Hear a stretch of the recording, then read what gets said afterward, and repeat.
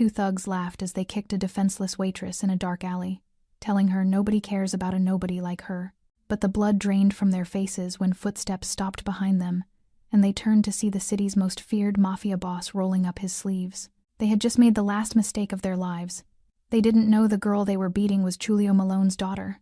If you're hooked in and want to enjoy this story, go ahead and subscribe, and drop a comment letting me know where you're watching from. It's always amazing to see where everyone's watching.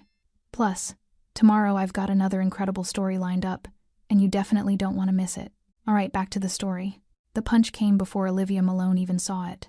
Her head snapped sideways, stars exploding behind her eyes as her body crashed against the dumpster in the alley behind Rosie's diner.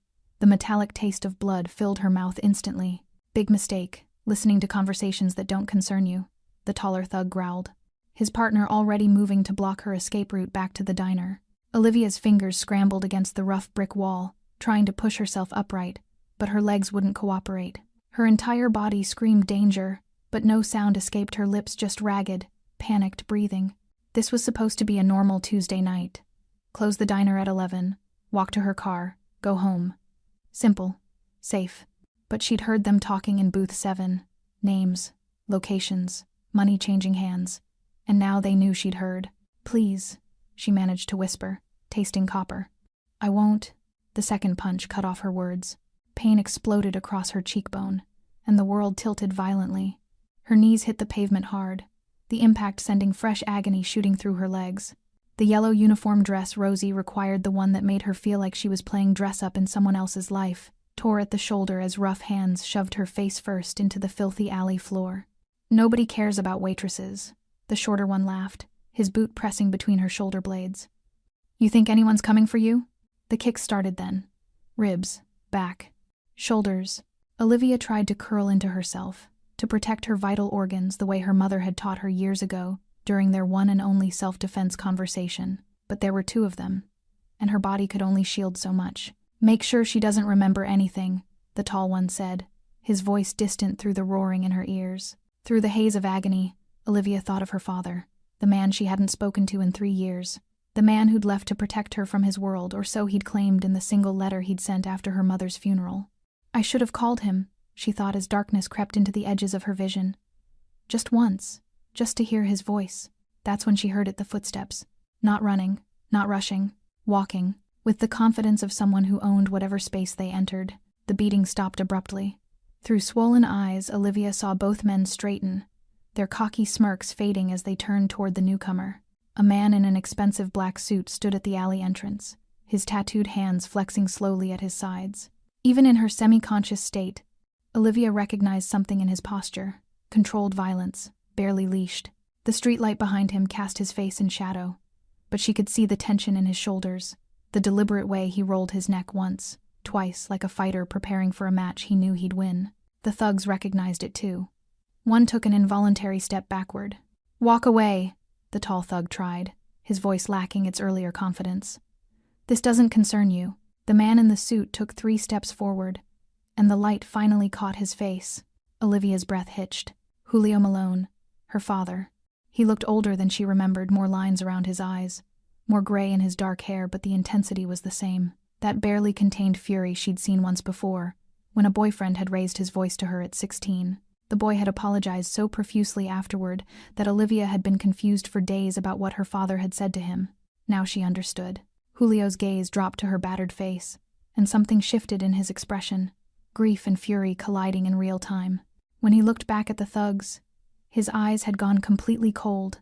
Touch her again, he said quietly, his voice carrying perfect clarity despite its softness. I dare you.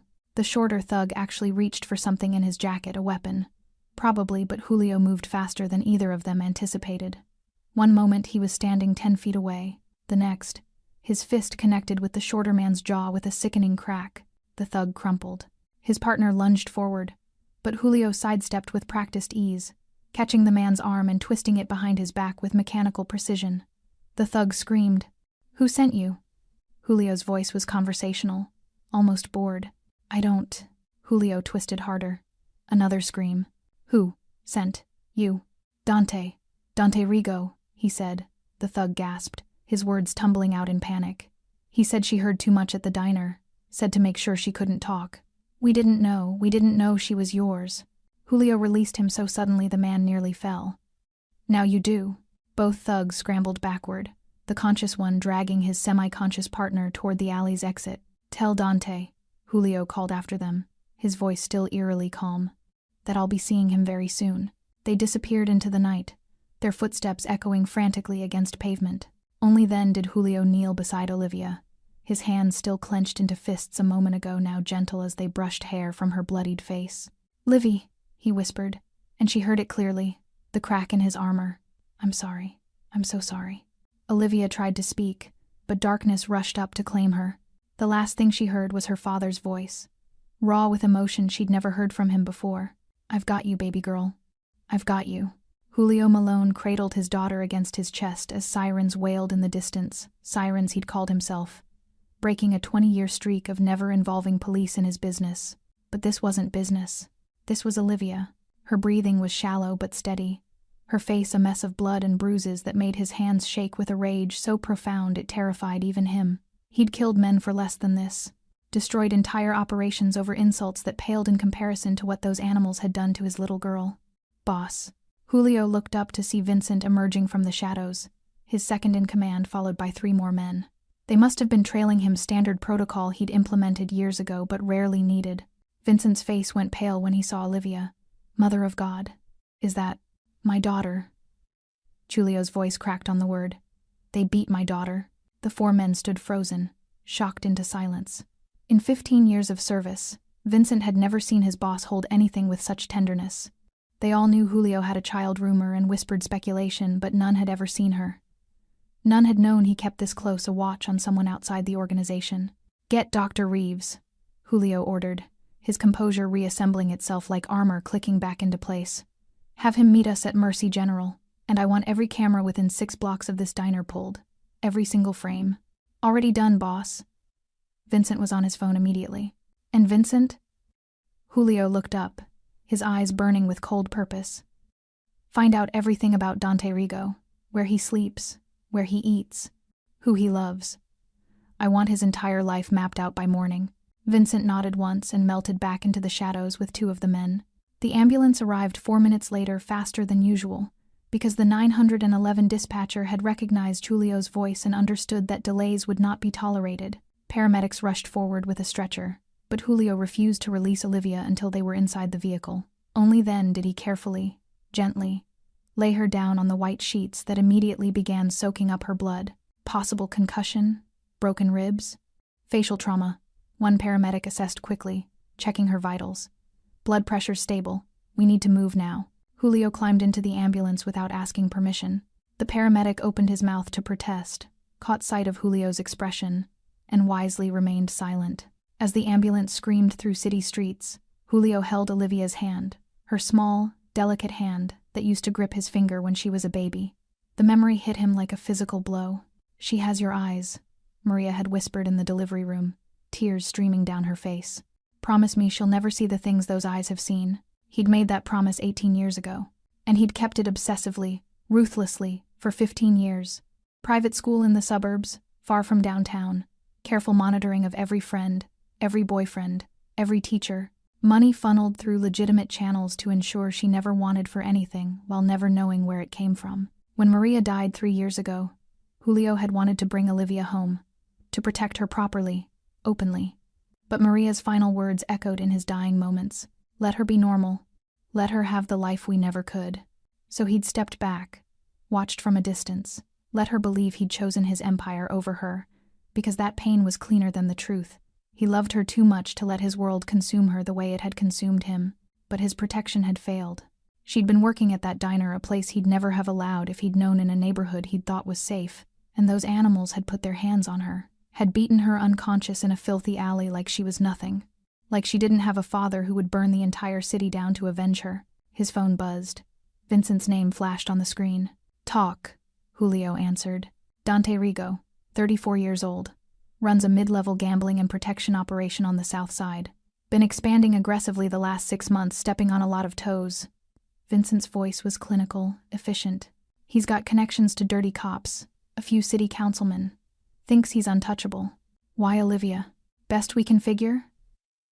She waited his table tonight. He and his crew were discussing the Patterson warehouse job the hijacking set for Thursday. Your daughter was refilling coffee. They thought she overheard. Julio's jaw clenched so hard his teeth ached. A warehouse job. They'd nearly killed his daughter over a goddamn warehouse job. Did she? Doesn't matter, does it? No, it didn't matter. Whether Olivia had heard their plans or not, they'd made the decision to hurt her, to silence her, to treat her like she was disposable. That was enough. I want Dante's entire operation mapped by dawn, Julio said quietly. Every dealer, every enforcer, every dirty cop on his payroll. I want financial records, property holdings, mistresses, gambling debts, everything. And Vincent, do this quietly. No one knows we're coming until we're already there. Understood, boss? Vincent hesitated. The men are asking. What are we doing? Julio looked down at his daughter's bruised face, at the dried blood in her dark hair, at the purple marks forming around her throat where one of those animals had grabbed her. We're teaching this city a lesson it's forgotten, he said softly. That Julio Malone's mercy is a gift, not a guarantee. And that gift has conditions. What conditions? Don't touch what's mine. He ended the call as the ambulance pulled into Mercy General's emergency bay. Doctors and nurses were already waiting. Dr. Reeves had ensured the best trauma team was on standby. As they wheeled Olivia away, a nurse tried to stop Julio from following into the restricted area. He looked at her once. She stepped aside. The fluorescent lights in the emergency wing hummed with a sterile coldness that matched the fear coiling in Julio's chest. He stood outside the examination room, arms crossed, jaw tight, while doctors worked on his daughter behind closed doors. Every muffled sound, every urgent instruction, every beep of machinery sent his blood pressure climbing. Vincent appeared at his elbow, holding a cup of black coffee Julio didn't remember asking for. Dr. Reeves says she's stable, Vincent offered quietly. Concussion, 3 cracked ribs, facial contusions. Could have been worse.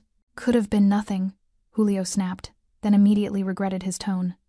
Vincent wasn't the enemy here. Sorry. I know, boss. They stood in silence. 2 men who'd faced down rival gangs and federal investigations without flinching, now rendered helpless by hospital protocol and locked doors. The examination room finally opened. Dr. Reeves emerged, pulling off latex gloves, his expression carefully neutral in the way of physicians delivering news they knew would be received badly. She's awake, he said, confused and in pain but coherent. No internal bleeding, no fractures beyond the ribs. She'll heal. The relief that flooded through Julio nearly buckled his knees. Can I see her? Dr. Reeves hesitated. Mr. Malone? She's been through significant trauma. She's asking questions. About what happened. About you. His voice dropped lower. The police are on their way. Assault cases require reports. Handle it, Julio said simply. I'll try, but handle it.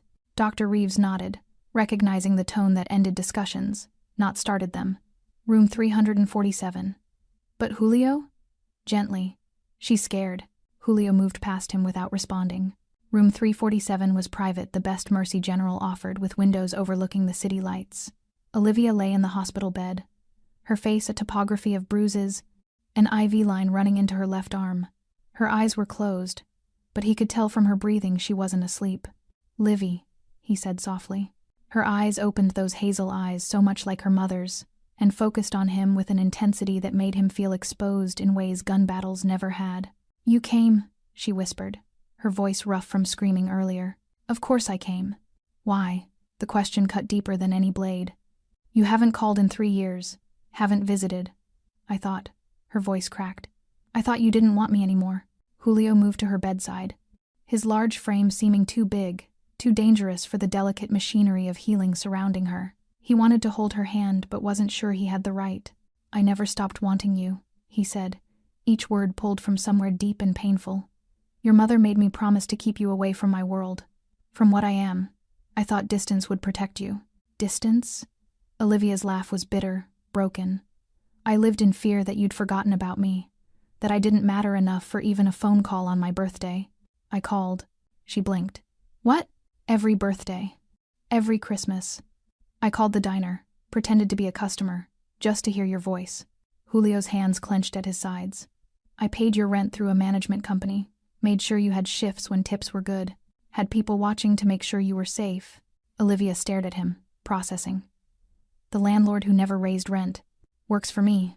And Rosie, giving me prime shifts. On my payroll. All this time?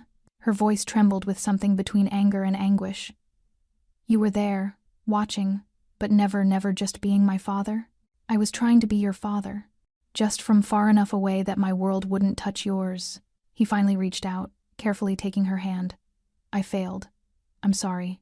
Tears spilled down her bruised cheeks. Who were those men?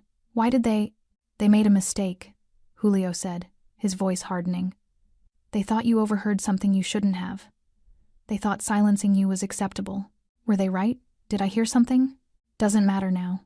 It matters to me. Olivia tried to sit up, winced, and fell back against the pillows. I served them coffee, Dad. Just coffee.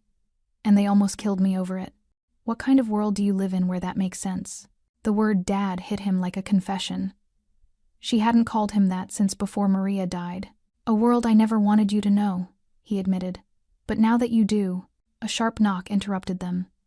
A nurse entered, followed by a man in a cheap suit that screamed detective, despite the lack of badge showing. Miss Malone, I'm Detective Warren, the man said, his eyes flicking nervously to Julio before settling on Olivia. I need to ask you some questions about the assault. No, Julio said flatly. Sir, this is standard procedure. My daughter has a concussion. She's in pain. Your questions can wait until morning. Actually, sir, assaults of this nature require immediate.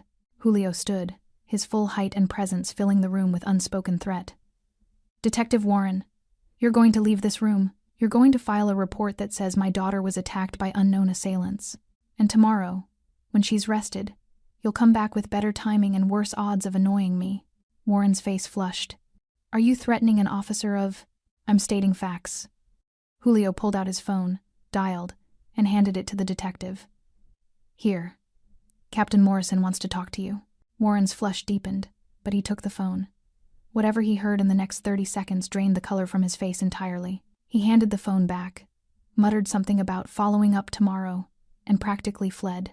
The nurse, wisely, followed. Olivia watched this exchange with wide eyes. What are you? Julio sat back down, suddenly looking every one of his 46 years. I'm a man who protects what's his, he said quietly. And you, Olivia, are mine. My daughter, my blood. And anyone who forgets that learns exactly what I'm capable of. I'm scared, she whispered. Good, Julio said, squeezing her hand gently. Fear keeps you careful, but you're not scared alone anymore. Understand? She nodded slowly, then asked the question that changed everything. What happens now? Julio's expression hardened into something ancient and unforgiving. Now? Now they learn who your father is. The sun hadn't yet broken over the city skyline when Julio walked out of Mercy General, leaving 2 of his men stationed outside Olivia's room, with explicit instructions. No one gets in without his approval. Vincent was waiting by the car, phone pressed to his ear, his expression grim. Talk, Julio said as he slid into the back seat. We found them. Vincent ended his call and handed Julio a tablet displaying 2 surveillance photos. Miguel Torres and Frank Russo, low-level muscle for Dante's crew. Torres has priors for assault, Russo for armed robbery. They've been bragging about the job since they left the alley. Julio studied the faces, memorizing every feature, every detail. These were the hands that had hurt his daughter. These were the voices that had mocked her while she bled. Where? Torres is holed up at his girlfriend's place in Riverside. Russo's at a motel on Fletcher Avenue. Vincent paused. They're planning to skip town by noon. Dante's paying them to disappear until things cool down. Things aren't going to cool down. Julio's voice was ice. Where's Dante? His club? The Red Door? He's conducting business like nothing happened, boss. He doesn't know we're coming. Good. Let's keep it that way. Julio handed back the tablet. Torres first. I want them both alive. We do this clean, no bodies, no evidence, just fear and confessions. Vincent nodded, relaying instructions through his phone as the car pulled into morning traffic. The apartment complex in Riverside was the kind of place where residents knew better than to ask questions. Peeling paint, broken security cameras, and an elevator that hadn't worked since the Clinton administration. Julio took the stairs 3 at a time, Vincent and 2 others flanking him. Apartment 4C. Vincent positioned men at both ends of the hallway while Julio stood before the door. He didn't knock. A single kick near the lock sent it crashing inward. Miguel Torres barely had time to roll off the couch and off the terrified woman who'd been pinned beneath him before Julio was across the room, his hand wrapped around Torres's throat, slamming him against the wall hard enough to crack plaster. "Remember me?" Julio asked conversationally. Torres's eyes went wide with recognition and terror. "Oh God, Malone, I didn't know. Didn't know she was my daughter?" Julio's grip tightened. "Or didn't know you'd get caught. Please, man," Dante said. "Tell me everything," Dante said. "Every word, every instruction. And if I think you're lying, even once, I'll drop you off that balcony and call it an accident." The words tumbled out of Torres in a panicked rush. Dante had been at the diner conducting business, finalizing plans for hijacking a shipment from the Patterson warehouse. Olivia had been their waitress, refilling coffee, cleaning nearby tables. Dante convinced himself she'd been listening too carefully, understanding too much. He said she was a problem. Torres gasped. Julio's hand still crushing his windpipe, said to scare her quiet. It wasn't supposed to go that far, I swear. But it did. Julio released him suddenly, letting Torres collapse to the floor, gasping. "You beat an unarmed woman unconscious in an alley. You laughed while you did it. I'm sorry." "You're not sorry. You're scared." Julio crouched down, his face inches from Torres's. "But you will be sorry. You'll be so sorry you'll beg for prison as protection from what's coming." Vincent appeared with zip ties, securing Torres's hands behind his back with efficient brutality. "The girlfriend?" one of the men asked, nodding toward the woman cowering in the corner. "Let her go," Julio said. "She hasn't seen anything worth remembering." "Have you?" The woman shook her head frantically and bolted for the door. "One down," Vincent said. "Russo next." Julio nodded, pulling out his phone as they dragged Torres toward the car. The motel on Fletcher Avenue was somehow worse than the apartment a pay-by-the-hour establishment where the desk clerk was paid to forget faces. Frank Russo had just stepped out of the shower when his door exploded inward. He managed to grab a towel before Vincent's fist connected with his jaw, sending him sprawling across the stained carpet. Two more men hauled him upright, and then Julio stepped into the room. Russo's face went from confused to terrified in the span of a heartbeat. "No, wait, I can explain. Explain how you kicked my daughter while she was on the ground." Julio's voice was surgical in its precision. "Explain the part where you grabbed her hair and threatened to make sure she didn't remember anything." "Malone, please, it was just business." "Business?" The word came out like a curse.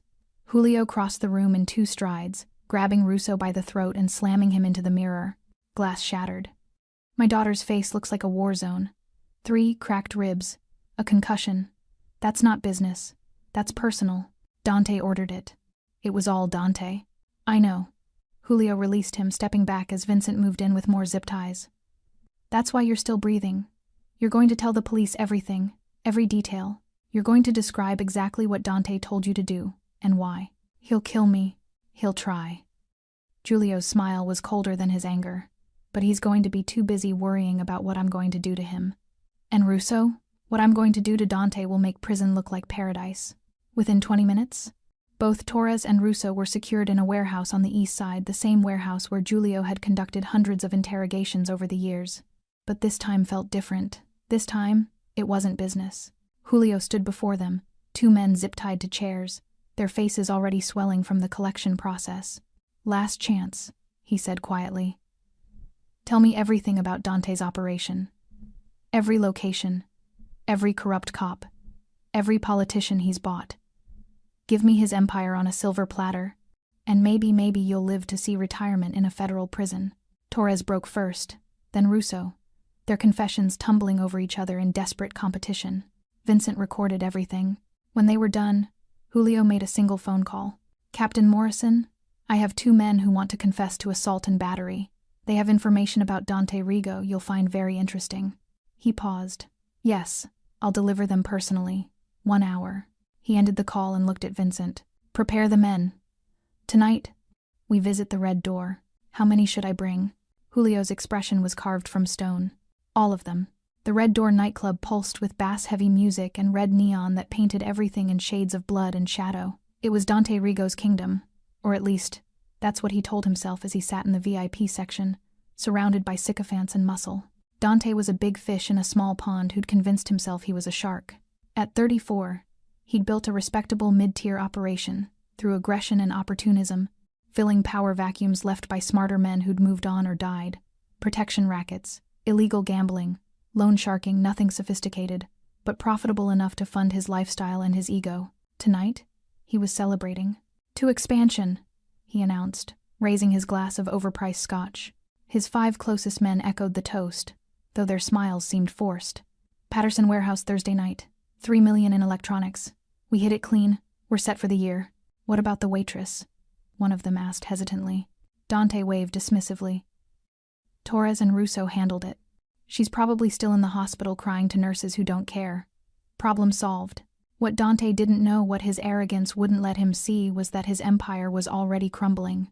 At that exact moment, Captain Morrison was processing confessions from Torres and Russo that detailed every corrupt cop on Dante's payroll. Federal agents were drafting warrants based on financial records Vincent's hackers had anonymously provided.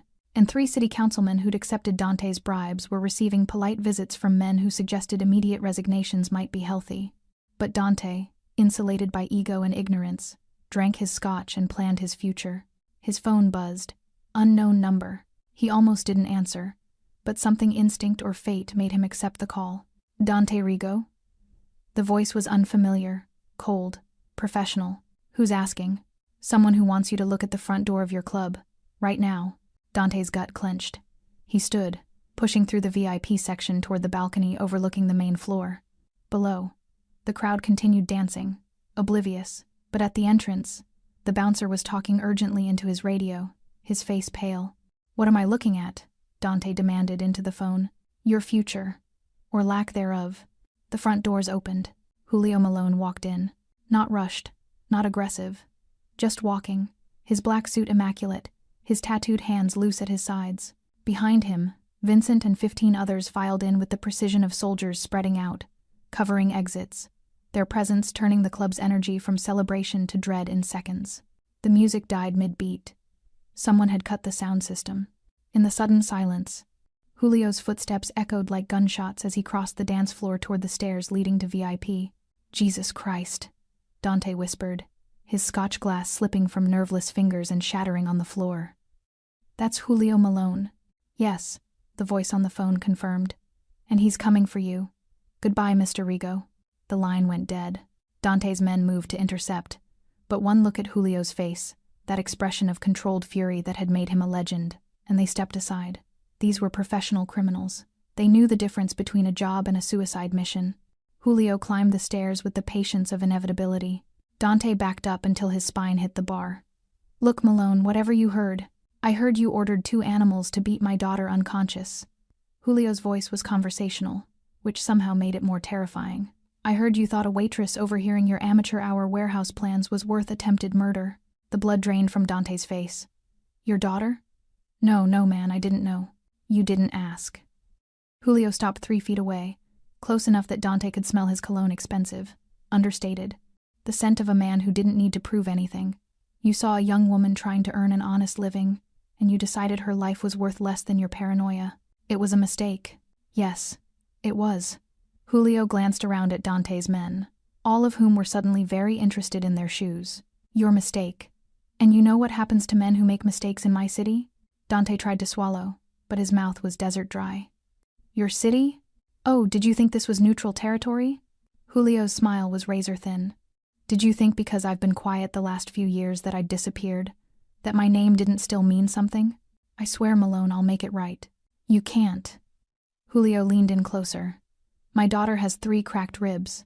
Her face is so bruised she can't recognize herself in the mirror. She has nightmares about an alley behind a diner where men twice her size beat her for sport.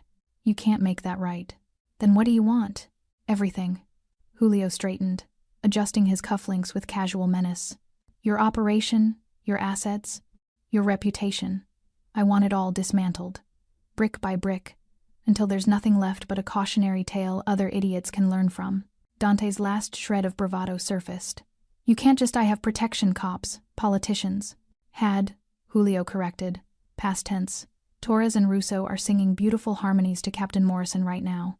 Every cop you've bribed has been notified that their names are on federal warrants. Your political friends are drafting resignation letters. And your financial accounts?" He smiled. "Let's just say the IRS is very interested in your creative bookkeeping." Dante's legs gave out. He slumped against the bar, the reality crashing over him like a wave. You did all that in one night? I did all that in 6 hours. Julio turned to leave, then paused. Oh, and Dante? Don't run. There's nowhere in this city, in this state, where my reach doesn't extend. Stay put. Face your consequences like a man. It's the only dignity you have left. What if I don't? Julio looked back over his shoulder, his eyes empty of everything except promise. Then I stop being civilized about this. He descended the stairs, his men falling in behind him, leaving Dante Rigo alone in his crumbling kingdom, surrounded by loyalists who were already calculating their exits. As Julio stepped out into the night, Vincent appeared at his side. The DA's office just announced a grand jury investigation into Rigo's operations. Federal and local charges pending. Good. Julio pulled out his phone, checking a text from the hospital. Olivia was resting. Stable. Safe. What now? Boss? Julio looked up at the red neon sign above the red door, Dante's pride, his monument to himself, and smiled coldly. Now we make sure everyone in this city remembers what happens when you touch him alone. 3 days after the attack, Olivia woke to sunlight streaming through the hospital window and the quiet murmur of voices in the hallway. Her body still ached, a deep, pervasive pain that reminded her of every kick, every punch, but the morphine drip kept the worst of it at bay. The bruises on her face had deepened to purple and yellow, making her look like a stranger in the mirror the nurse had reluctantly shown her yesterday. She'd cried then. Not from vanity, but from the visceral reminder that she'd been helpless. Prey. Now, lying in the sterile quiet, she heard her father's voice through the partially open door. I don't care what the insurance says. She gets a private room for as long as she needs it. Julio's tone was firm but not aggressive, the voice of a man used to being obeyed. And Dr. Reeves checks on her twice daily minimum. Mr. Malone, hospital policy, is flexible when properly motivated. I've already spoken to the board. This isn't a negotiation. Footsteps retreated quickly, and Julio entered the room, his expression softening when he saw her awake. You heard that, he said, not quite a question. Hard not to. Olivia shifted carefully, wincing as her ribs protested. You don't have to bully people on my behalf. I'm not bullying. I'm ensuring adequate care for my daughter. He pulled a chair closer to her bed, settling into it with the weariness of someone who hadn't slept properly in days. How are you feeling? Like I got hit by a truck. She studied his face, the dark circles under his eyes, the tension in his jaw, the way his hands kept clenching and unclenching. When's the last time you slept? I'll sleep when you're home safe. Dad, don't. The word came out sharper than intended. He took a breath, softening. Don't tell me to rest when you're lying here because I failed to protect you. Olivia reached for his hand, her touch gentle on his scarred knuckles. This wasn't your fault, wasn't it? Julio's voice cracked around the edges. I kept my distance thinking it would keep you safe. But all I did was leave you vulnerable. No protection, no warning about what kind of world exists in the shadows. You were working at a diner in a neighborhood I should have known better than to. Stop. Olivia squeezed his hand. I chose to work there. I chose to live independently. You can't blame yourself for my decisions. You didn't choose to get beaten in an alley. No, she admitted quietly. I didn't. They sat in heavy silence until a soft knock interrupted them. Vincent appeared in the doorway, holding a tablet and looking uncomfortable about intruding. Boss, sorry to interrupt, but there's something you need to see. Julio stood reluctantly, but Olivia spoke up. Whatever it is, I want to know too. I'm tired of being protected from information. Vincent glanced at Julio, who nodded slowly. Show her. Vincent approached, turning the tablet to display a bank statement. Your rent, Miss Malone, for the past 3 years. Olivia frowned at the screen. Her apartment in Riverside, the modest one-bedroom she'd been so proud to afford on her own, showed consistent monthly payments. Always on time, always the exact amount, but the payment source made her breath catch. Malone Property Management, LLC. You've been paying my rent, she whispered. The management company I own has been paying it. Julio corrected, though the distinction felt meaningless. You were never late. You were never at risk of eviction. I just ensured the landlord had no financial motivation to make your life difficult. Vincent swiped to another screen. Your car insurance, paid in full annually. Dental work last year when you chipped your tooth. The new refrigerator when yours broke in January. Each revelation hit like a small earthquake, reshaping her understanding of the past 3 years. I thought I was doing it alone. You were, Julio said quickly. You worked those shifts, Earned those tips, built your life. I just removed some obstacles. Some obstacles? Olivia's voice rose despite the pain it caused her ribs. You've been controlling my entire life from the shadows. Not controlling. Protecting. What's the difference? I never told you where to live, where to work, who to see. I never interfered with your choices. I just made sure, his voice caught. I just made sure the world didn't crush you the way it crushed your mother. The mention of her mother softened Olivia's anger slightly. Mom knew about all of this. It was her idea. Julio returned to his chair, suddenly looking much older. Before she died, she made me promise 2 things. Keep you away from my world, but never truly abandon you. She said you'd hate me for the distance, but that hate was safer than the alternative. Olivia felt tears burning her eyes. I did hate you. I thought you just didn't care anymore. I cared too much. He met her gaze directly. Every birthday you thought I forgot? I called the diner, pretended to be a customer just to hear you wish me a good day. Every Christmas you spent alone? I was parked outside your building, watching you through the window, making sure you were safe even if you didn't know I was there. That's... Olivia struggled for words. That's really creepy, Dad. Despite everything, Julio's lips twitched with the ghost of a smile. Your mother said the same thing when I told her my plan. So all this time, you've had people watching me? Vincent cleared his throat. If I may, Miss Malone, your father maintained a very light security presence. The detective who patrolled your neighborhood, he was simply encouraged to be thorough. The owner of Rosie's Diner received a generous loan with favorable terms, in exchange for giving you good shifts. No one was invasive. We just created circumstances where you'd be safer. Rosie knows? Olivia felt her understanding of her life shifting further. She knows who my father is? She knows I'm a businessman who values her discretion, Julio said carefully. She doesn't know specifics, but she knows enough to be scared of you. Respect, Julio corrected. Not fear. There's a difference. Olivia leaned back against her pillows, exhausted by the revelations.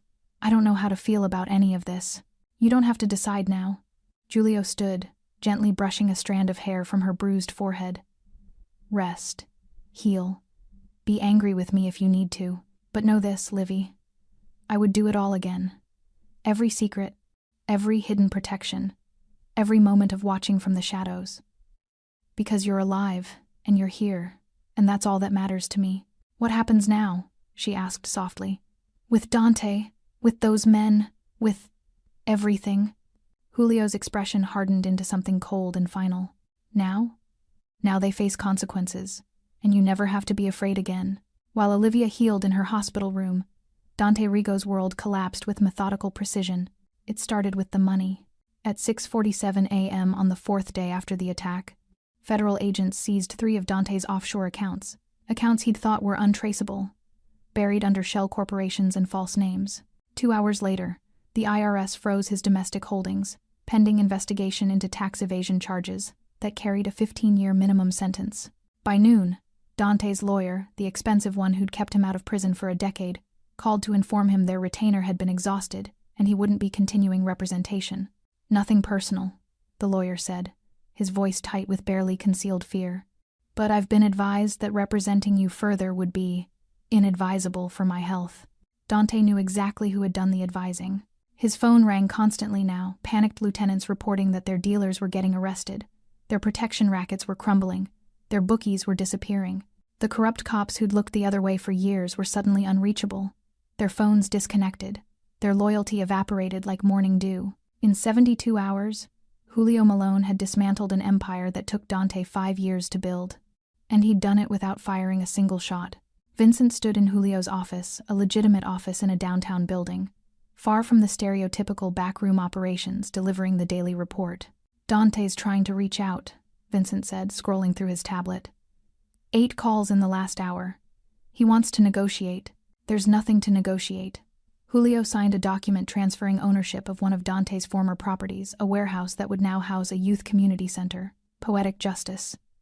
What else? The Patterson warehouse job is off. Dante's crew scattered when they realized we knew about it. Half turned themselves in for reduced sentences. The other half left the state. Good. What about the police investigation? Torres and Russo's testimony led to grand jury indictments. Dante's looking at conspiracy to commit assault, witness intimidation, racketeering, and about 15 other charges.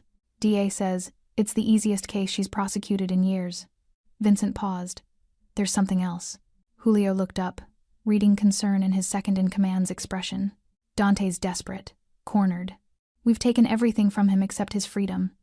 And that's about to go too. Men like him don't go quietly. You think he'll make a move? I think he knows he's got nothing left to lose. Vincent pulled up a surveillance photo on his tablet. Dante leaving his apartment building at 4 a.m., looking haggard and wild-eyed. He's been asking around about Olivia, where she is, when she's being discharged. The air in the office grew colder. How many men do we have at the hospital? Julio's voice was dangerously quiet. 4 on rotation, 2 in the lobby, 2 on her floor. But boss, if he's planning something public, double it. And I want eyes on Dante every second. If he so much as looks in the direction of Mercy General, I want to know immediately. Vincent nodded and stepped toward the door, then hesitated. What are you going to do if he tries? Julio's expression was carved from stone. Whatever I should have done 4 days ago.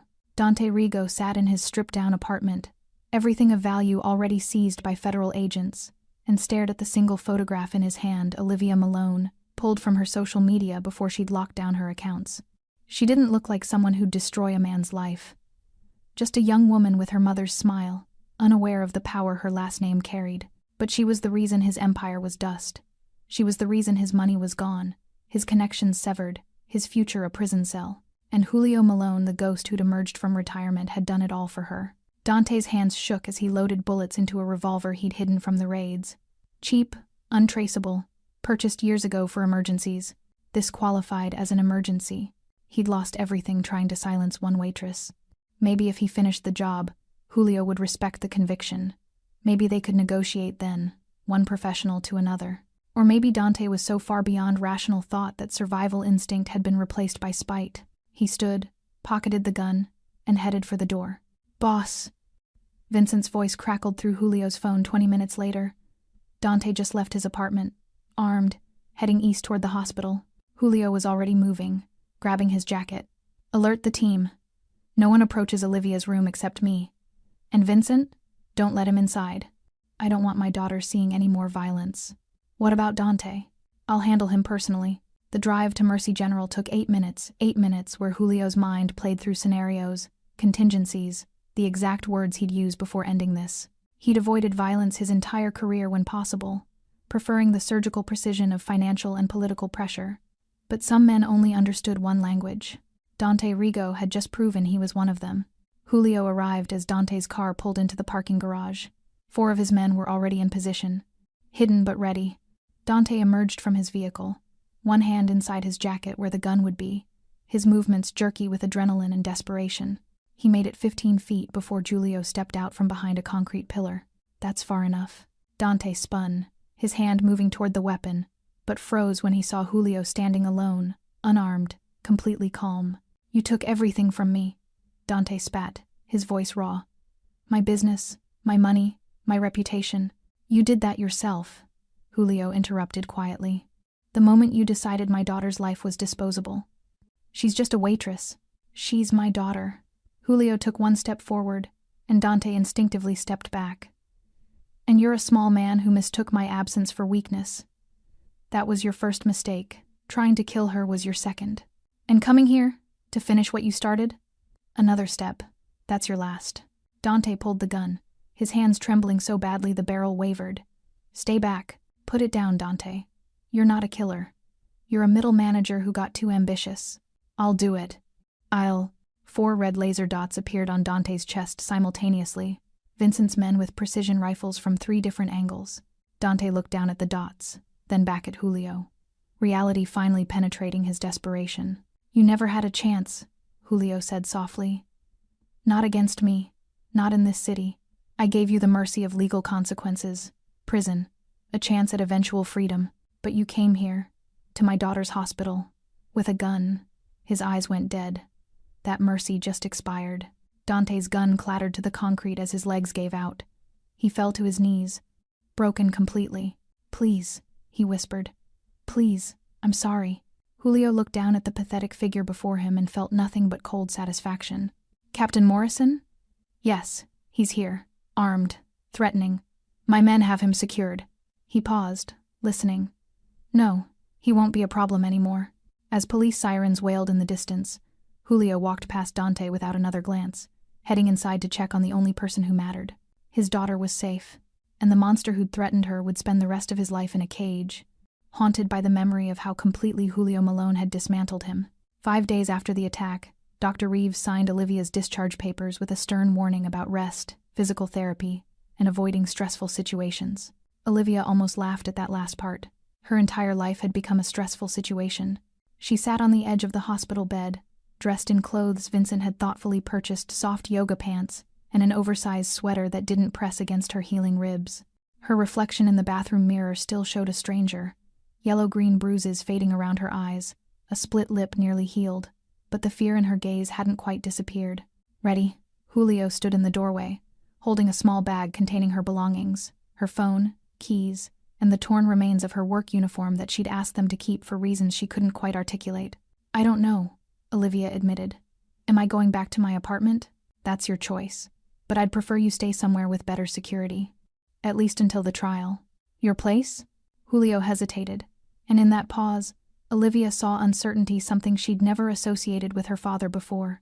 I have a house in Westridge, gated community, private security. You'd have your own wing, complete privacy. Or there's a corporate apartment downtown with 24-hour doorman and... Dad. Olivia stood carefully, testing her balance. Just ask me what you really want to ask. He met her eyes, and she saw vulnerability there that made him suddenly, startlingly human. I want you to come home with me. I want to make sure you're safe, that you're healing properly, that you're not alone when the nightmares come. His voice roughened. I want the chance to be your father again, even though I know I don't deserve it. Olivia felt tears prickling her eyes. You think you don't deserve it? I know I don't. I left you alone for 3 years. I let you believe I didn't care. And when you needed me most, you were there. She crossed to him, moving slowly but deliberately. You saved me, Dad. You stopped them. You made sure they'd never hurt anyone else. That's not failure. That's... She struggled for words. That's what fathers do. Julio's composure cracked. He pulled her into a careful embrace, mindful of her injuries, and she felt his shoulders shake with suppressed emotion. I'm so sorry, baby girl, he whispered against her hair. For everything. I know. And I forgive you. She pulled back to look at him. But Dad? No more secrets. No more watching from the shadows. If we're doing this, if I'm accepting who you are and what that means, then we do it honestly. No more secrets, he agreed. Starting now.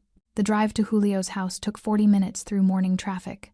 Olivia watched the city pass by her window, seeing it differently now. Every street corner could hide danger. Every stranger could be a threat. The attack had changed her perception of the world in ways she was only beginning to understand. You're quiet, Julio observed. Just thinking. She turned from the window. Vincent said you dismantled Dante's entire operation in less than a week. How is that even possible? Leverage and information. Julio navigated through tree-lined streets where houses sat behind high walls and private gates. Dante built his empire on corruption, paying off cops, bribing officials, exploiting weaknesses. All I did was expose those foundations and watch everything collapse. But you had the information ready, like you'd been watching him for a while. I watch everyone who operates in this city, Julio admitted. It's not paranoia if the threats are real. Dante was on my radar for months, as someone getting too ambitious, too reckless. I just hadn't had a reason to act until he hurt me. Yes, they pulled through a gate into a property that looked more like a small estate than a house. Manicured lawns, a fountain, and a modern 2-story home that somehow managed to look both impressive and inviting. This is where you live? Olivia asked, taking it in. This is where I sleep sometimes, Julio corrected. I wouldn't call it living. But maybe that changes now. Inside, the house was surprisingly warm hardwood floors, comfortable furniture, photographs on the walls that made Olivia stop in surprise. Her school pictures, her mother, candid shots of Olivia at various ages that she didn't remember anyone taking. You kept all of these, she whispered, touching a frame containing her high school graduation photo. I kept everything. Julio stood behind her, his reflection visible in the glass. Every report card, every drawing you made as a kid, every birthday card you gave me before. He trailed off. Before Mom died. Yes. Olivia turned to face him. I blamed you for her death. I thought the stress of your lifestyle. Whatever you really did, that's what killed her. It did, Julio said quietly. Not directly, but the worry, the fear of what my world might do to you. It ate at her. The cancer just finished what my choices started. That's not fair to yourself. Fair doesn't matter. True matters. And the truth is, your mother spent 15 years afraid that my enemies would discover she had a daughter, that you'd become a target. She was right to be afraid. His jaw tightened. Dante proved that. But he didn't know who I was when he gave the order, Olivia pointed out. I was just a waitress to him. That means the danger isn't really about being your daughter, it's about being a woman alone in a world where men like Dante think we're disposable. Julio studied her, something like pride flickering in his expression. When did you get so insightful? 5 days in a hospital bed gives you time to think. She moved through the living room, taking in more photos, more evidence of a life spent loving her from a distance. I'm not saying I'm not angry about the secrets, Dad. I am. But I'm starting to understand why you made the choices you did. That doesn't make them right. No, she agreed. But it makes them human. And I'd rather have a father who's human and flawed than one who's perfect and absent. A throat cleared behind them. Vincent stood in the doorway, looking uncomfortable about interrupting. Sorry, boss. The security team needs your approval on the updated protocols. I'll be there in a minute. Julio turned back to Olivia. Your room is upstairs. Second door on the left. There's clothes in the closet. I had someone stock it based on what Vincent found in your apartment. If you need anything, I'll be fine, Dad. Go do your security thing. But as he moved to leave, she caught his arm. Thank you, she said simply. For everything. Even the creepy surveillance stuff. His laugh was surprised and genuine. You're welcome. Even though it's still creepy. That night, Olivia woke screaming. The nightmare was visceral hands grabbing her, pavement scraping her skin, the taste of blood and fear. She thrashed against the blankets, fighting invisible attackers until strong hands gripped her shoulders. Livy! Olivia, wake up! You're safe. You're home. Her father's voice cut through the terror. She gasped, reality flooding back. She was in a bedroom at Julio's house, not an alley. Safe. Protected. I'm sorry, she managed, her voice shaking. I didn't mean to wake you. Don't apologize. Julio sat on the edge of her bed. His own sleep clearly interrupted. He wore a plain t-shirt and pajama pants, looking more like a regular father than a crime boss. The nightmares are normal after trauma. They'll fade with time. What if they don't? Then we'll deal with them together. There are therapists who specialize in PTSD, support groups for assault survivors. You don't have to face this alone. He hesitated. I had nightmares for years after my first two. After the first time I experienced real violence. Your mother used to sit with me until they passed. Olivia looked at him, seeing past the powerful reputation to the man beneath someone who'd survived his own traumas, his own demons. Will you stay? She asked quietly. Just until I fall back asleep? Of course. He settled into the chair beside her bed, and Olivia closed her eyes, focusing on the sound of his breathing, the presence of someone who wouldn't let anything hurt her. For the first time in days, she felt truly safe. And somewhere in that safety, she felt something else stirring, not just survival, but the first stirrings of strength. She'd been beaten, terrified, broken. But she was still here, still fighting, still Olivia Malone. And maybe, just maybe, that name meant something more powerful than she'd ever imagined. 2 weeks after her discharge, Olivia made a decision that surprised everyone, including herself. She was going back to work. Absolutely not, Julio said when she announced her intention over breakfast. You're still healing. The trial is in 3 weeks. There's no reason to. There's every reason, Olivia interrupted, setting down her coffee with deliberate calm. I can't hide in this house forever, Dad. That's not living. That's being a prisoner to fear. You were nearly killed. I know. I was there. She met his gaze steadily. But if I let that night define the rest of my life, then Dante wins. Those men win, and I refuse to give them that power over me. Vincent, who'd been reviewing security reports at the other end of the table, looked up with something approaching respect. She has a point, boss. Julio shot him a withering look, then turned back to Olivia. Rosie's diner isn't safe. Nowhere is completely safe, Olivia countered. But you've had people watching me for 3 years. I'm guessing you can arrange protection if I go back to work. I can arrange a small army if necessary. How about just 1 or 2 discreet professionals? She softened her tone. I need this, Dad. I need to prove to myself that I'm not broken, that I can still do normal things without falling apart. Julio was quiet for a long moment, his jaw working as he processed competing instincts, the need to protect warring with respect for her autonomy. Finally, he nodded. 2 bodyguards, rotating shifts. They stay within visual range at all times, and if you feel unsafe for even a second, you leave immediately. No arguments. Deal. 3 days later, Olivia walked through the door of Rosie's diner for the first time since the attack. The breakfast rush was in full swing, the familiar chaos of clattering dishes, shouted orders, and the rich aroma of coffee and bacon that had once felt like home. Now it felt like a test she wasn't sure she'd pass. Olivia! Rosie emerged from the kitchen, her weathered face creasing with emotion. The 60-year-old owner pulled her into a careful hug. Honey, you didn't have to come back so soon. Your position is secure. Take all the time you need. I need to be here, Olivia said, surprised by how much she meant it. This place is part of my life. I'm not giving it up because of what happened. The other waitresses, Jenny and Maria, rushed over with similar expressions of concern and relief. The regular customers at the counter turned to look, some offering supportive smiles, others quickly averting their gazes with obvious discomfort. Word had spread. Everyone knew what happened to the quiet waitress who'd worked here for 2 years. The story had made local news.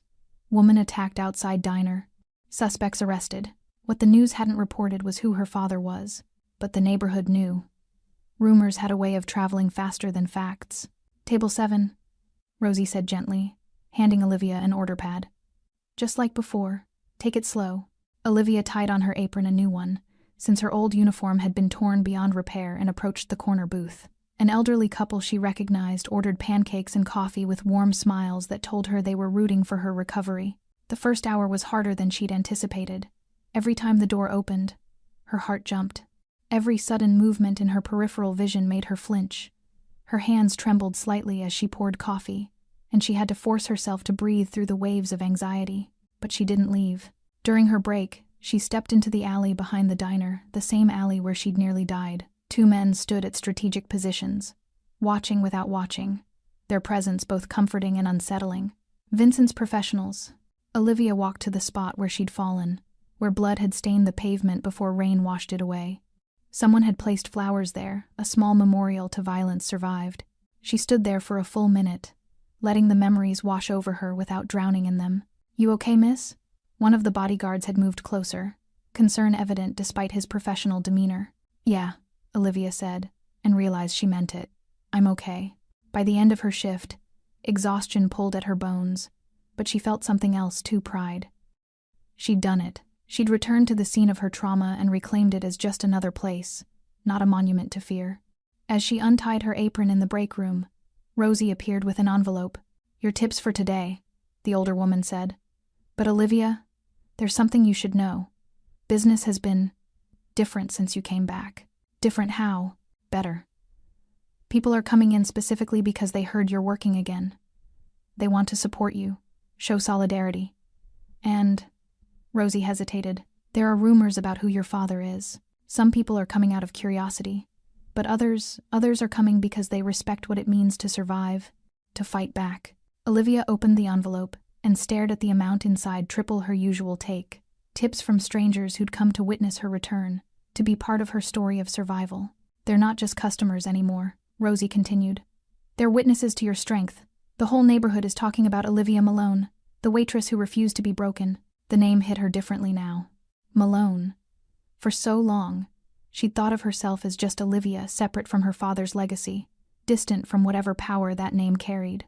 But now she understood. The name wasn't a burden or a shield. It was simply who she was, the daughter of Julio Malone and Maria Chen, a young woman who'd survived violence and chosen to stand back up. Outside, Vincent was waiting by the car Julio had insisted on personal pickup for the first week. His expression was professionally neutral, but she caught the approval in his eyes. How'd it go? Better than expected, Olivia admitted, sliding into the back seat. Is my father at home? Office downtown. Big meeting about the waterfront development project. Vincent pulled into traffic. Should I take you there or to the house? The house. I think I want to cook dinner tonight. Something normal. Normal sounds good. As they drove through the city, Olivia watched the streets pass by her city, the place she'd lived her whole life but was seeing with new eyes. Every block held history now. Every corner could be dangerous or safe depending on circumstances beyond her control. But she also saw resilience. People going about their lives despite risk, despite fear, because that's what survival demanded. Her phone buzzed with a text from her father. "Vincent says your first day went well. Proud of you, Livy." She typed back. "Thanks, Dad. See you at dinner? Wouldn't miss it." 3 simple words, but they carried weight neither of them could have imagined 3 weeks ago. They were building something new, a relationship based on honesty instead of distance, on presence instead of protection from afar. That evening, as Olivia moved around Julio's kitchen preparing pasta, her mother's recipe, the one family tradition she'd maintained, she felt the stirrings of something beyond survival. She felt like herself again, not the version from before the attack that Olivia was gone, transformed by violence into someone harder, more aware. But not a victim either. Something in between, someone who'd looked at darkness and chosen to walk back toward the light anyway. When Julio arrived home, drawn by the aroma of garlic and tomatoes, he stopped in the kitchen doorway with an expression of such profound emotion that Olivia had to look away or risk crying. "Your mother used to make that sauce," he said softly. "I know. She taught me when I was 12. Said every Malone woman should know how to make a meal that brings people together." She was right. Julio moved to the counter, rolling up his sleeves. "What can I do to help? Set the table?" 2 plates. As they worked in comfortable silence, father and daughter sharing space and purpose, Olivia realized this was what her mother had wanted all along. Not separation or distance, but connection. Family, home. Outside, the city continued its endless rhythm of chaos and order, danger and safety, darkness and light. But inside, at a dinner table set for 2, Olivia Malone sat down with her father and took the first step toward healing. And the whole city would learn, eventually, that she wasn't just a victim who survived. She was a Malone who refused to be broken. The courthouse steps were crowded with reporters, cameras, and curious onlookers when Olivia arrived for Dante Rigo's trial 6 weeks after the attack. She wore a simple navy dress and minimal makeup that couldn't quite hide the faint yellow remnants of bruising around her left eye. Her ribs had healed. The nightmares had diminished to once or twice a week, and she'd returned to work full-time at Rosie's Diner, with bodyguards who'd become familiar faces in the neighborhood. But today was different. Today she would face her attackers in court and tell her story to a jury that would decide their fate. Julio walked beside her, his presence a shield against the chaos of media attention. Vincent and 2 others formed a protective perimeter as they navigated through the crowd, ignoring shouted questions about mob connections and revenge justice. Inside the courtroom, the atmosphere was tense and formal. Dante sat at the defense table looking gaunt and defeated, his expensive suit doing nothing to restore the swagger he'd lost along with his empire. Torres and Russo had already pleaded guilty in separate proceedings, their testimony secured in exchange for reduced sentences. But Dante had refused to cooperate, convinced he could still win despite mountains of evidence. He was wrong. The prosecution's case was devastating in its precision. Financial records showing Dante's criminal enterprises, testimony from former associates who'd turned state's evidence, surveillance footage placing him at key locations. And most damning, the detailed confessions from Torres and Russo describing exactly how Dante had ordered Olivia's assault and why. When it was Olivia's turn to testify, her legs felt unsteady as she approached the witness stand. The bailiff swore her in, her hand trembling slightly on the Bible. The prosecutor, a sharp woman named Rebecca Chen, who'd built her career on organized crime cases, approached with a gentle but professional demeanor. "Miss Malone, can you tell the court what happened on the night of October 17th?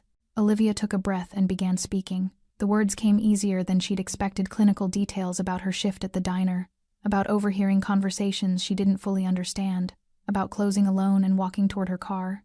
Then the alley, the hands grabbing her, the first punch. She didn't cry as she described the beating, though her voice wavered. She met the jury's eyes directly, showing them her truth without embellishment or drama. They said no one would care about a waitress, Olivia continued, her voice growing stronger. That I was nobody. That I should have kept my mouth shut about things that didn't concern me. And did you intentionally eavesdrop on Mr. Rigo's conversation? No. I was refilling coffee and cleaning tables. It was my job to be nearby. If they wanted privacy, they should have chosen a different venue. Several jury members nodded slightly. The defense attorney, a public defender who looked like he'd rather be anywhere else, tried to shake her testimony during cross-examination, suggesting she'd misidentified her attackers, that the attack might have been random violence unconnected to Dante. Olivia remained calm, her answers consistent and clear. When she finally stepped down from the witness stand, she felt lighter. The truth was out there now, recorded in official transcripts, witnessed by a room full of strangers who would carry her story forward. She took her seat beside her father in the gallery. Julio reached over and squeezed her hand, once a gesture of pride and support that needed no words. The trial continued for 3 more days. Expert witnesses, forensic evidence, character testimonies that painted Dante as a violent opportunist who'd mistaken ambition for intelligence. The jury deliberated for 4 hours. When they returned, Olivia felt her heart hammering as the foreman stood to deliver the verdict. On the charge of conspiracy to commit assault with intent to cause grievous bodily harm, we find the defendant guilty. On the charge of witness intimidation, we find the defendant guilty. On the charge of criminal racketeering, we find the defendant guilty. The list continued: 12 charges, 12 guilty verdicts. Dante's face went gray as the weight of his future crashed down. His lawyer was already discussing appeals, but everyone in that courtroom knew the truth. Dante Rigo would spend the next 25 years minimum behind bars, and by the time he got out, if he got out, the world he'd known would have moved on without him. Outside the courthouse, reporters surged forward again, but this time Olivia stopped instead of rushing past. "Miss Malone, how do you feel about the verdict?" one shouted. She looked directly at the cameras, thinking about every woman who'd been told she was nobody, every victim who'd been silenced by fear or shame. "I feel like justice was served," she said clearly. "Not just for me, but for everyone who's ever been targeted because someone thought they were powerless. I'm grateful to the jury, to the prosecution, and to every person who refused to let this crime be swept away and forgotten." "Is it true your father is Julio Malone, the alleged organized crime figure?" Olivia glanced at Julio, who remained impassive, then back at the reporter. "My father is Julio Malone, a businessman who loves his daughter enough to ensure she gets justice when the system fails to protect her. That's all I have to say." She turned and walked away, ignoring the follow-up questions, feeling Julio's proud presence beside her. 3 months after the trial, Olivia stood at her mother's grave with fresh flowers, white roses, Maria's favorite.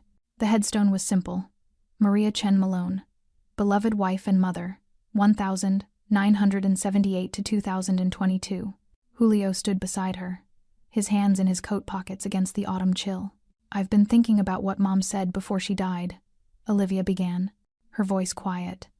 "About keeping me away from your world, letting me be normal. She wanted you safe. I know. But Dad, I don't think normal exists for anyone. We all face danger in different forms. Random violence, illness, accidents. The only difference is some of us know where the threats come from." Julio looked at her curiously. "What are you saying?" "I'm saying I don't want to pretend anymore that my last name doesn't mean something. I'm a Malone, your daughter, and instead of running from that or hiding from it, I want to understand it, own it." She turned to face him fully. "I want you to tell me the truth about who you are, what you do, all of it. No more protected ignorance. Livy, once you know certain things, I can't unknow them, I understand. But I'd rather face reality with open eyes than live in comfortable delusion. That's what got me hurt in the first place, not knowing enough to recognize danger." Julio was quiet for a long moment, looking at his daughter with an expression that mixed pride, concern, and something like relief. "Your mother would say I'm making a mistake. Mom wanted me safe more than she wanted me strong. But maybe I need to be both." "All right," Julio agreed finally. "The truth, all of it. But not today. Today, we remember your mother and the sacrifices she made to give you the chance at a good life." "She gave me more than that," Olivia said, looking back at the headstone. "She gave me roots strong enough to survive when everything else was stripped away. She gave me you, even if it took a tragedy to bring us back together." They stood in silence as the afternoon light filtered through autumn leaves, casting golden patterns across the grave. Finally, Julio spoke. "I've been thinking about expanding our legitimate business operations. Property development, community investment, that sort of thing. I could use someone with fresh perspective, someone who understands what working people actually need. Are you offering me a job?" "I'm offering you a choice. Keep waitressing if that's what makes you happy, I'll support it completely. Or come work with me, learn the business, help me build something that does good instead of just avoiding harm." Olivia considered this, thinking about Booth 7 at Rosie's, about tips and coffee stains, about the simple satisfaction of honest work. Then she thought about leverage and power, about being able to help people on a larger scale, about understanding her father's world from the inside. "Can I do both?" she asked. Keep a few shifts at the diner, but also work with you? I don't want to lose that connection to regular people, to remember what normal actually looks like. Julio smiled, a real smile that transformed his face from intimidating to almost gentle. You can do whatever you want, Livy. You're a Malone. That means you write your own rules.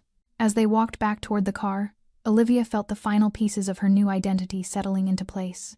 She wasn't the same person who'd walked into that alley 6 months ago. That Olivia, naive, isolated, convinced she could separate herself from her heritage, was gone.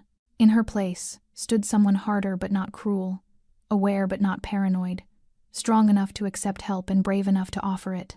The city spread out before them as they drove back through familiar streets, the same city where she'd been beaten, where she'd survived, where she'd learned that her name carried weight she was only beginning to understand. What happens now? She asked, echoing the question she'd posed in the hospital all those weeks ago. Julio glanced at her, his expression peaceful in a way she'd never seen before. Now we live, Livy, together, honestly, and anyone who threatens that learns exactly what it means to cross a Malone. Both of us? Both of us, he confirmed. Olivia settled back in her seat, watching the city lights begin to glow in the gathering dusk. Somewhere out there, people were living their lives, working, loving, struggling, surviving, just like her. She'd been beaten, she'd been broken, she'd been told she was nobody. But she'd survived all of it and emerged stronger, carrying her mother's compassion and her father's steel. She was Olivia Malone, and the whole city would learn, eventually, that she wasn't just the waitress who got attacked. She was the daughter who refused to stay down, the woman who turned her trauma into testimony, her fear into strength, her victim status into victory. She was blood and loyalty, kindness and power, vulnerability and steel. She was exactly who she needed to be, and that was enough. Thanks for sticking with this story till the end. If you enjoyed it, you're going to love the next one. It's packed with unexpected turns and heartfelt moments. Click the image on your screen to keep the journey going, and make sure to hit subscribe for more amazing stories. Drop a comment and rate this story from 1 to 10. I can't wait to see what you think.